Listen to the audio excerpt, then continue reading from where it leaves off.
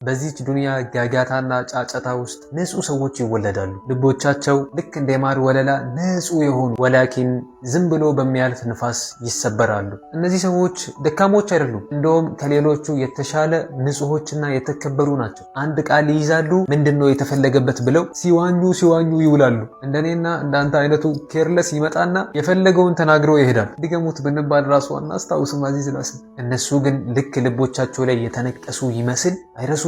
እነዚህ ሰዎች ከዚች ልስላሳቸውን ድክመት አድርጋ ከምታይ ጨካኝ ዓለም ጋር ድምፅ የሌለው ጦርነት ውስጥ ነው የሚኖሩት። አይዋ አዚዝ ላሰል፣ ሁሉም ነገር ፊልም ያደርግ ልብ ሕያው ልብ ነው። ሕያው ልብ ደግሞ ፋህሙ የጠለቀ ሸክሙ የከበደ ነው። አዚዝ ላሰል፣ ይህ ነገሮችን መረዳት ሁሉንም ነገር ከግምት ማስገባት ባህሪ የአላህ ስጦታ ሆኖ ሳለ በትክክል ካልተጠቀምነውና ገደብ ካላበጀንለት ሙሲባ ነው። ጥልቅ የሆነ ሚዛን አቅልና ቀልብ መሃል ማበጀት መቻል አለብህ። አንድ ቃል እንዲሰብርህ አትፍቀድ። በደንብ ፊል አድርግ፣ ወላኪን አትስመጥ። ከልብህ ውደድ ግን